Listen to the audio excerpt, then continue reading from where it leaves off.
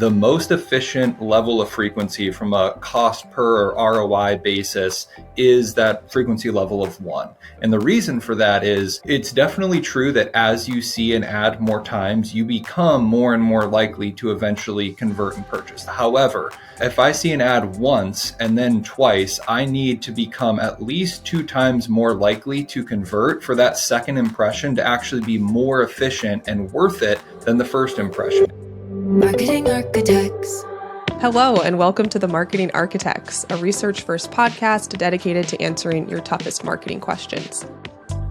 I'm Elena Jasper. I run the marketing team here at Marketing Architects, and I'm joined by my co-hosts, Angela Voss, the CEO of Marketing Architects, and Rob DeMars, the Chief Product Architect of Misfits and Machines. Howdy. Hey.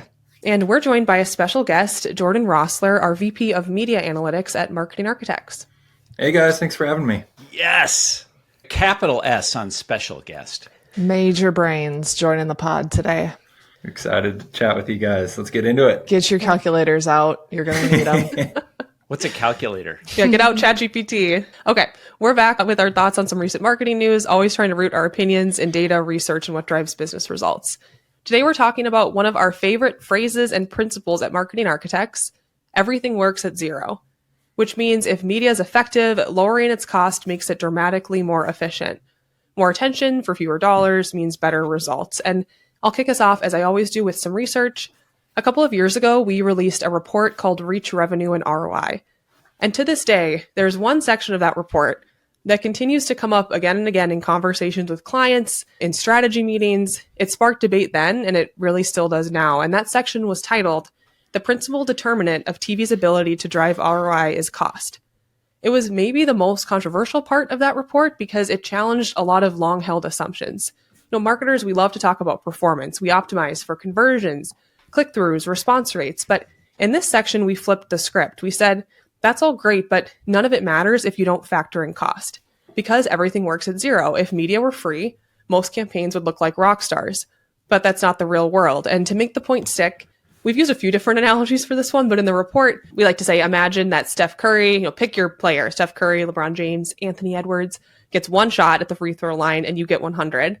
Speaking personally, I am not good at shooting free throws, but with enough time, with enough shots, I'm probably going to make more than an NBA player with just one chance.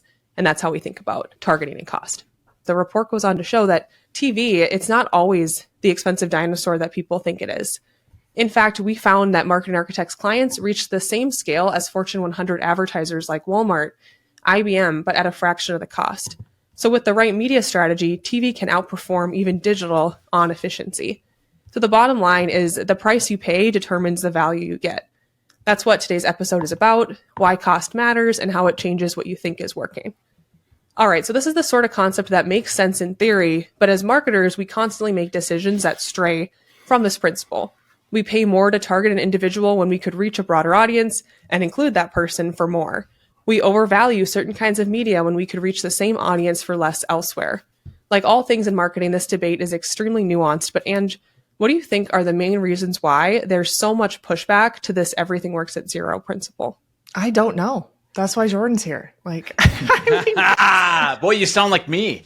I know. I think it comes from several places. There's a lot of resistance to this principle. And I think related to television, people are conditioned to think that TV is very expensive and maybe just don't go to a place of challenging the cost.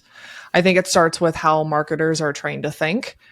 Cost feels tactical, like a procurement detail, not like a strategic lever, but in reality, cost can be the multiplier. It determines whether your media strategy can scale or whether it's going to fail.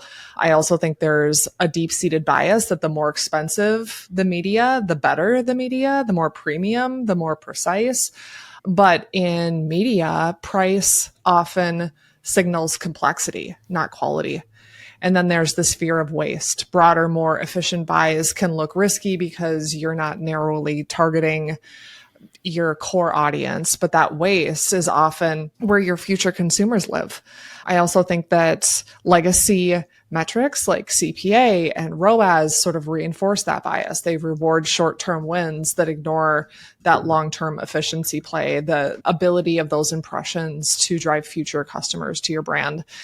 And I think to add to that, general comfort with the familiar probably catches us all at times. Marketers have been conditioned to chase precision and personalization, especially in digital, even when it drives up cost and narrows reach. So when we say everything works at zero, it doesn't just challenge a media strategy. It sort of challenges the entire marketing mindset. And I think that makes it hard for folks. Yeah, since we're going to be challenging a whole mindset today, maybe let's start with the basics and work our way into it. So Jordan, thanks again for joining us. I wanted to start by asking, how do we define cost efficiency in a TV campaign? So what are those metrics that matter most?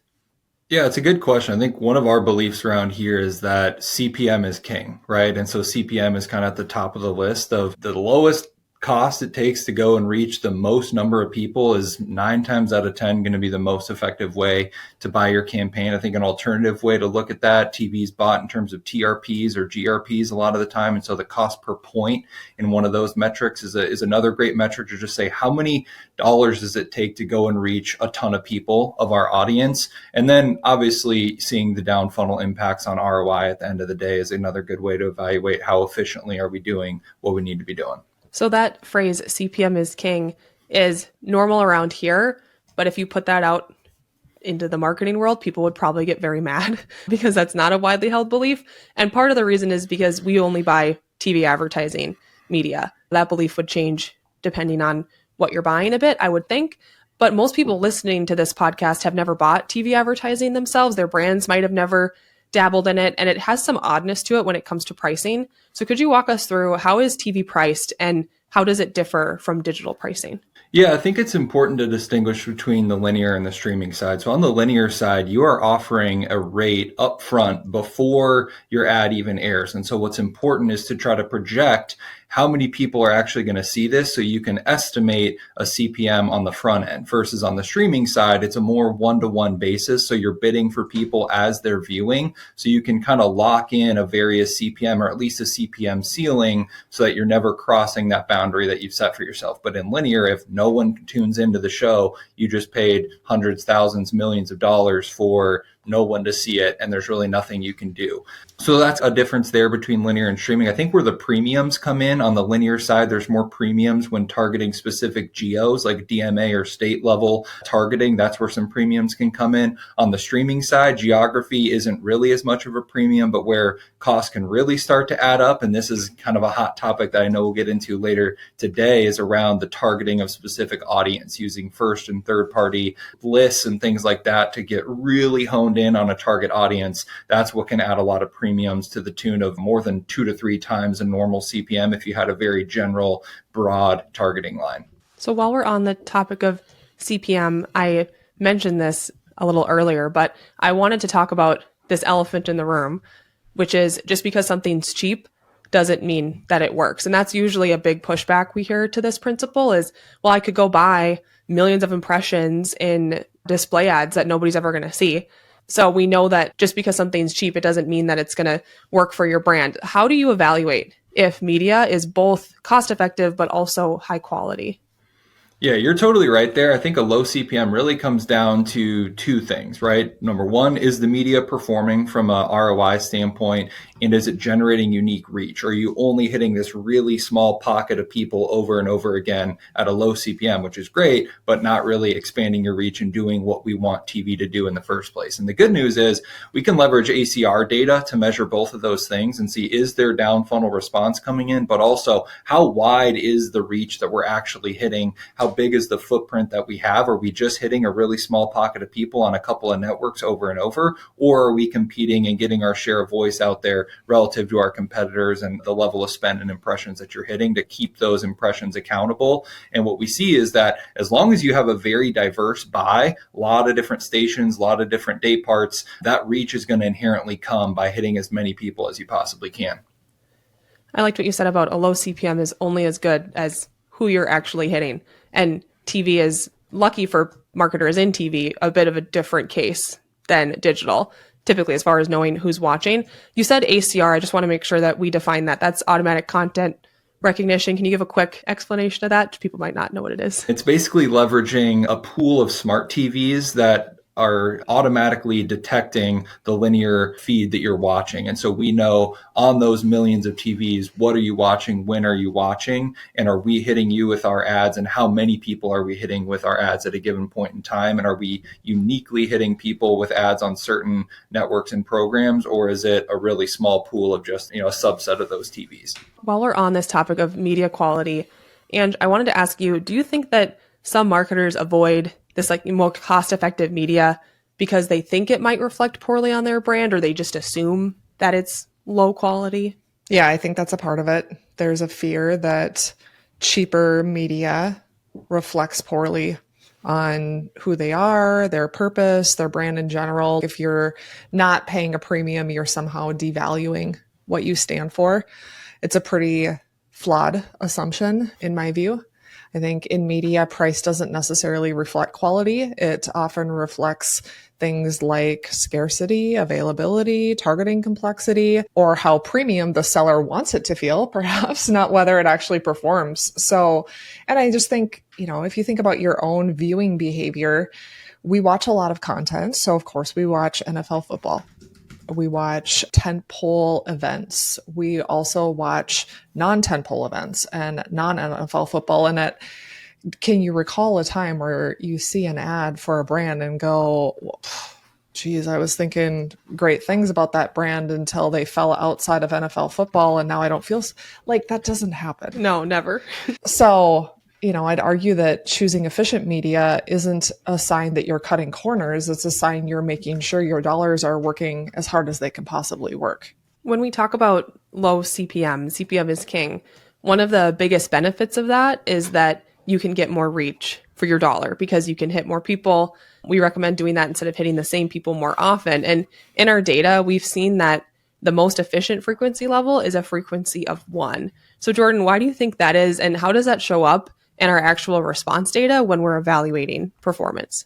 Yeah, this is a really, really controversial kind of hot topic that people almost don't even believe when we show them the data. And really, the data is extremely clear. Like you said, Elena, the most efficient level of frequency from a cost per or ROI basis is that frequency level of 1. And the reason for that is it's definitely true that as you see an ad more times, you become more and more likely to eventually convert and purchase. That's undeniable in the data. However, if I see an ad once and then twice, I need to become at least 2 times more likely to convert for that second impression to actually be more efficient and worth it than the first impression. And that's just not what we see. There's a marginal gain, but it's not a 2x gain after seeing an ad twice or a 3x gain after seeing an ad 3 times. And that's where the diminishing returns really come in and make that frequency level of 1 the ideal. So if we could have our cake and eat it too, we would hit every single person 1 time and then every single person a second time. That's not logistically possible, but that would be the ideal way to build a campaign if you were going for the most efficient response possible based on the data we have.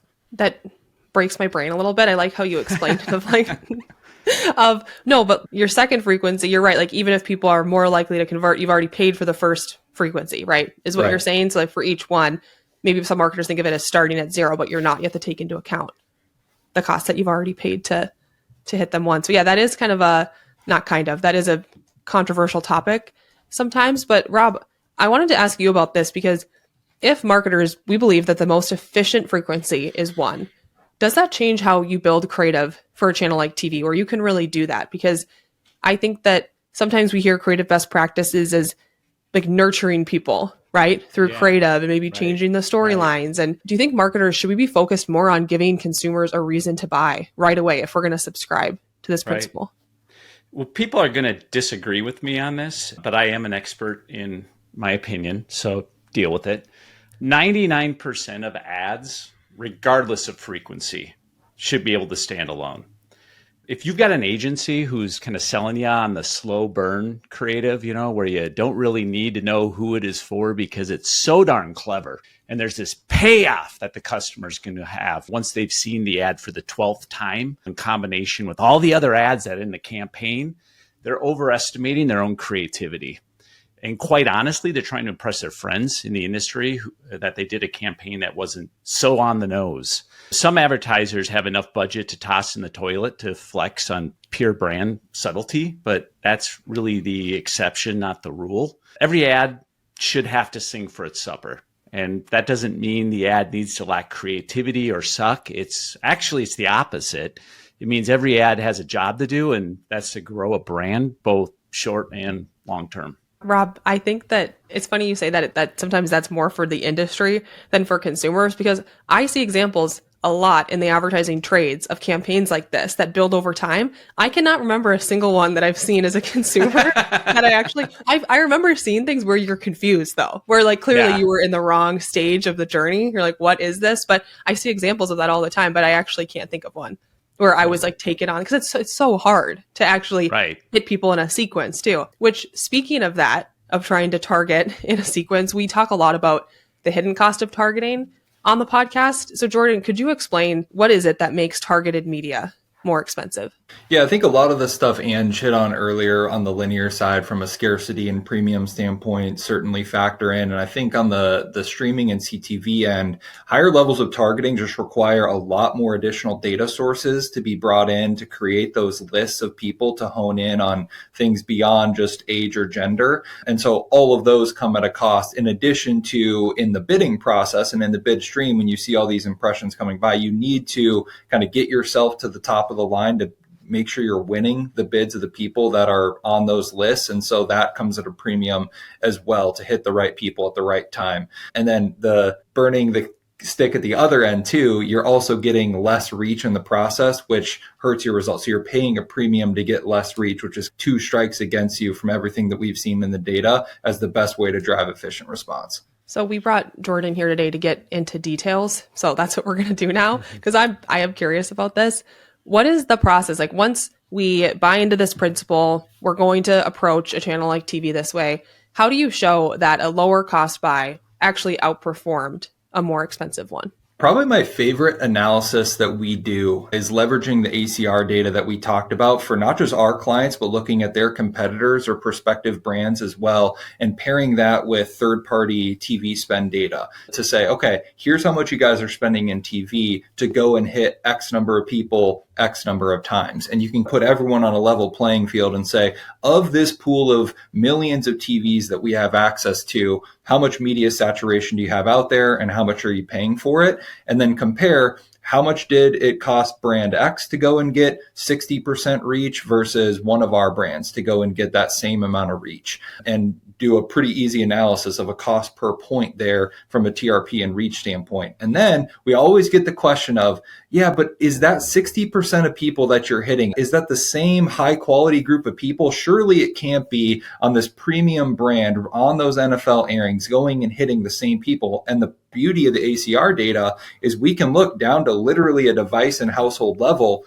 Are they the same devices or not? And I would say, without fail, there is 90+% overlap between those two pools of TVs, where of the reach that the premium brand is getting, we're reaching at least 90% of those same people. And, oh, by the way, getting people outside of that too at literally a fraction of the cost. And at that point, the data just kind of speaks for itself and shows the power of that very diverse buy that we've been talking about. You don't have to go and get all those premium NFL airings to go and reach that same number of people. You can do it. It's a little harder. There's more blood, sweat, and tears involved, but it is just as effective. And like I say, oftentimes comes at a fraction of the cost. So Jordan, would it be right to say that one of the misconceptions there is the idea that people watching these premium networks, premium games, that's all they're watching? Would you say that's a big part of it? Like, marketers just not understanding that people don't only watch like one channel, one program, one type of TV? Yeah, I would say that that's definitely true. There are certainly people that do only watch those premium networks, and there's a portion of the population that you can only reach through an NFL airing, for example. But there's another vast majority of people that are watching a lot of other things too. And so I think the best way to build a buy is a very efficient base layer that stretches really wide across a high variety of networks and day parts. And then you pick your spots to go and get some of those live sports airings to put the frosting on the cake and have the most wide reaching and high quality and cost efficient buy possible. I love that idea of creating your foundation with this efficient, broad reach media. Makes sense to us. But Ange, this idea is contrary to how a lot of marketers approach media buying. A lot of marketers would do the opposite. Like they're going to start with the targeted, expensive media to hit their, highest value customers and then maybe go broad. So how do you help brands walk through that, like understanding that broader reach doesn't necessarily mean wasted spend and why positive spill matters so much? Yeah, this comes up all the time because broad reach a lot of times gets a bad rap. Clients hear broad and they immediately think waste. We talked about that before, but the truth is growth doesn't come from only talking to people who are already in market or who already know you. It comes from potentially reaching the people who aren't in market, might be future customers. That's what we call positive spill. They still have to be the right people. And I think sometimes people go like, if we're going broad, then we're hitting people that either have no relevance to my brand today, nor will they ever in the future. That's not what we're saying. When you buy efficiently and reach more people, yes, some of them won't respond right away, but many will eventually. And they wouldn't have even known you existed if you don't cast a wide enough net. That's how you build that mental availability and how you grow market share. So broader reach isn't waste. It's where that future revenue comes from. So Jordan, there's those principles that Ange just walked through, and then there's also metrics. Have you found that there are certain metrics that resonate more with clients and brands when we're proving TV's effectiveness? At the end of the day, ROI is the most powerful metric when talking with marketers, right? And I think we have countless examples of clients that have tried TV in the past at more premium levels that just haven't been able to make it work from a bottom line standpoint and have it pay the bills for them. But then they switch to our way of buying, much more cost efficient way from a CPM standpoint, and TV performance is finally scalable and in line for them, both in the short and long term. And that's kind of step number one. But going back to what we were talking about earlier with those ACR analyses of comparing cost per point and are we achieving the same reach at a fraction of the cost, that data too is a great kind of step one to say, hey, just from a who we're hitting, how we're hitting them, and how much it costs to hit them standpoint, we're doing literally the exact same things you guys were doing last month, last quarter, last year at a fraction of the cost. And that is a great way to kind of start the conversation. And then once the performance data starts rolling in, ROI almost always confirms that as well, because like we said at the beginning, CPM is king. Rob, when I was thinking about this, like everything works at zero principle, I was like, it works across media, but does it also work across creative in some way? Like marketers, we might assume the more high quality, more expensive the creative, the better the performance, but that's not always the case, right? I'd like to think that most marketers are smarter than the assumption that spending more dollars on creative equates to better performance.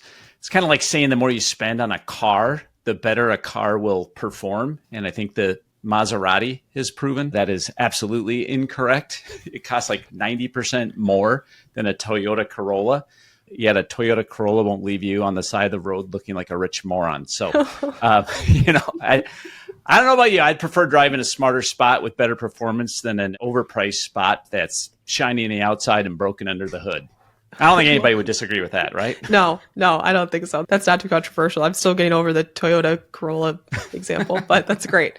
All right. Well, we're just about done here. I thought one fun way to kind of wrap us up is, could we all share what's a myth about cost and effectiveness that we wish every marketer would unlearn? And Jordan, I'll start with you. For me, I go back to the targeting that we were talking about earlier, especially on the CTV and streaming side. There's so many cool bells and whistles that sound so good on paper that you can go get men who are interested in lawn care to then go advertise to them with that type of a product. And again, it does sound great in theory, but the reality of the mass media nature of TV is that you are targeting the account holder of the Hulu account or whatever streaming service they're watching through, and they're not necessarily in the living room watching TV at that exact moment. It might be the wife or kids or family or college friends of the kid who's using the account. And so there's so much dilution of the targeting there that oftentimes you're paying a premium of 2, 3, 5 potentially even more than that multiplier from a CPM standpoint to go and hit the same people that you already would have been hitting anyway. And the performance almost never can counteract the premium and spend. And so I think as marketers, learning the lesson that targeting isn't really worth the premium, and like we've been talking about this whole time, stretching your net as wide and efficiently as possible is the best way to drive that bottom line performance. Mine would be that premium, or what I would just call expensive media, is the cat's pajamas. I would say that in many cases and in many ways it's worse. Going back to what Jordan had said about the stat that the frequency of one is the most effective at driving those immediate sales, there are many ways to get into a household. If I can pay $50,000 in quote unquote premium media to get into X amount of homes, is that a good use of my money, or is it better to use that $50,000 to reach 3x, 4x, even 5x potentially the amount of people? Still the right audiences. It's the argument over, is the primary goal to get into the right household, or should I be giving some disproportional value to the delivery system, which is the programming that is used to get into that household? Paying more doesn't guarantee impact. It just guarantees you're spending more. So let's focus on outcomes instead of optics. I think the bigger question is, do cats actually wear pajamas to begin with? But mine doesn't. She never has. And it's just like, it bothers me. Yeah. I went with a different cost myth, the cost of time. All right. Especially in the agency world, where so many agencies charge by the hour. People have come to believe that the more time you spend, the more hours an agency puts into developing strategy, creative analysis, the better the quality of the work. And actually, recently I heard Roy Williams, who's known as the Wizard of Ads, he said, copywriters that charge by the hour is like a gunslinger that charges by the bullet. I thought that kind of really shot the idea home. We're definitely in a time where the value of time is being challenged, I think, in great ways. Jordan stole mine, but that's fine. Oh, okay. Yeah, I love any sort of targeting myth. But Rob, I think you're onto something there that, yeah, especially like we're saying with AI. And one of the things we talked about recently on the show was using synthetic audiences for pre-testing. And I think there is this inherent feeling like if something's not expensive, if it's not time consuming, how is it working? It's like you kind of have to break your brain a little bit with like, we do. No, it's still working. Just because it's less expensive doesn't necessarily mean it's lower quality. Okay, let's wrap up here with this. What is your go-to cheap thrill? Something that you love that costs almost nothing. And Jordan, why don't you kick us off first? I know sparkling water is kind of all the rage right now, and the 79 cent per liter sparkling water at Aldi is absolute fire, particularly the peach flavor. I will choose that drink over any more premium sparkling water every day of the week. Is that a sweetened peach or is it unsweetened? It is sweetened, yes. And Okay. it's just the All right. perfect So it's balance soda. of like flavor. Jordan, it's pop. That's what it is. I mean, it says sparkling water on the label, so we're going to go with that. All right, I'm going to go with White Castle. It's cheap. It's a thrill. Enough said. How cheap is it when you go to White Castle, Rob? It's really cheap. I don't know. I feel like you come back with boxes. Of I'm not sure. sliders. I'm not even sure if it costs money. You just get this case of hamburgers. They just give them to you. Yes. Mine's not funny at all. I love cleaning out a junk drawer or reorganizing a closet. Like, it costs nothing. It maybe takes 30 minutes. And it just makes me feel like I got my whole life together. I feel that amped so much. Mm-hmm. I love that one.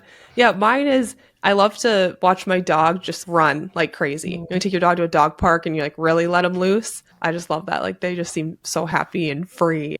All right, well, Jordan, thank you for joining us today. Thanks for coming on the pod. Thanks, Absolutely. Jordan. This was a blast. We'll direct all complaints about this episode and the principal to Jordan Rossler, so you can find him on LinkedIn. That's it for this episode of The Marketing Architects. We'd like to thank Taylor De Los Reyes for producing the show. You can connect with us on LinkedIn, and if you like the podcast, please leave us a review. Now go forth and build great marketing. Am I answering this question, or is Jordan? It's you. But I can answer it if you want. I can answer it, but I thought we had it teed up for Jordan. I was scrolling down, so hold on one sec. Marketing Architects.